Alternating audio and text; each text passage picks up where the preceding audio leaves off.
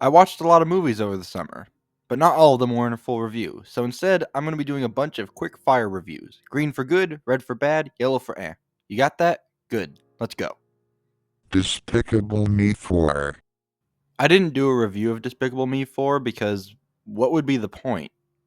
I could talk about how the story is all over the place, or how all the voice actors sound like they want to die, or how the animation is generically good looking.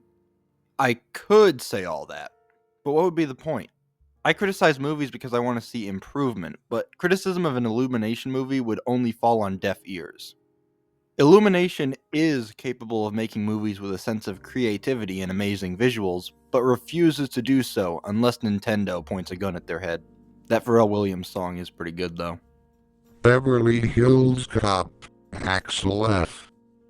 I didn't really expect much from this movie, but found myself actually pleasantly surprised as it continued. The comedy is actually really funny, and the whole feel of this movie is like they never stopped making Beverly Hills Cop movies. Sadly, the main criticism I have for this movie is that, like most comedies, it loses steam near the end and just devolves into pointless action. Another thing I have to say is that this film seems to be explicitly trying to copy what Top Gun Maverick did, like how it feels like a sequel years later that feels like they never left, or how it mixes references to the original with its own original flavor, or how the title is the name of the series followed by the name of the main character, or how the music is done by the same person and feels like a remix of the original soundtracks. I know I just made that sound like a bad thing, but if you're gonna copy something, might as well be something that was really, really good. Garfield. The person who thought it was a good idea to make a Garfield movie with a plot about him finding his long-lost father should be fired from Sony Animation and never be allowed to write again. I went to see this movie with my little brother so we could spend some nice sibling bonding time together, and we were both absolutely bored out of our minds. This film isn't funny, or charming, or heartwarming, it's just awful. And not only is it bad, but it's the worst type of bad, where you can't even laugh at how awful it is, and instead just have to sit there and suffer. This film is not only an insult to the audience, but also an insult to Garfield as a character, who's beloved by so many people, but repeatedly gets treated like garbage. The Ministry of Ungentlemanly Warfare. I was really looking forward to this movie, but unfortunately, it suffers from poor pacing, action, and a lack of style that the trailer promised. The biggest issue with this movie is the action, in which the not bad guys just stand around waiting to get killed. I may not be a historian, but I'm pretty sure the not bad guys fought back when they were attacked.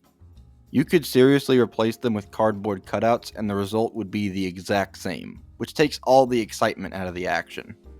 The acting is pretty good, but the characters are extremely one note, and it's a shame that Guy Ritchie has failed to make an entertaining movie 2 years in a row. Oh well, third time's the charm, I guess. The Beekeeper. The Beekeeper is an intriguing and creative idea that gets drowned out in order for it to be yet another generic Jason Statham action movie. Still, I did find myself at the very least entertained by it, and it works well as a cheap popcorn movie, but I feel that it could have been so much more. Like, come on. In a film about a beekeeper who is secretly an action hero, you didn't have him kill people with bees? ISS. This film features an interesting idea, likable characters, high stakes, amazing visuals, and sluggish pacing. When the story actually gets moving, then this movie is actually really good. But unfortunately, you have to sit through multiple sections of slow, drawn-out scenes. And they just grind everything to a halt and put a stop to all enjoyment. It's not a bad movie, but one that definitely could have benefited from either rewrites or better editing. If.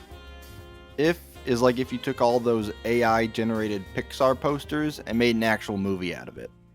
This movie just reaches the bare minimum of enjoyability, but doesn't reach any higher, and while I found the story and characters to be charming enough, the visuals are extremely hit or miss, and so are the emotional moments, which makes this a good movie, but not something that I'll be thinking about anytime soon. That's all I got for now. Be sure to like, comment, subscribe, share with your friends, and hit that bell icon to be notified for whenever I make a new video. The next review should be the Summer TV collection, so if you're interested in that, or interested in supporting the channel more, then turn on notifications and check out my other videos. Okay, that's it. Bye.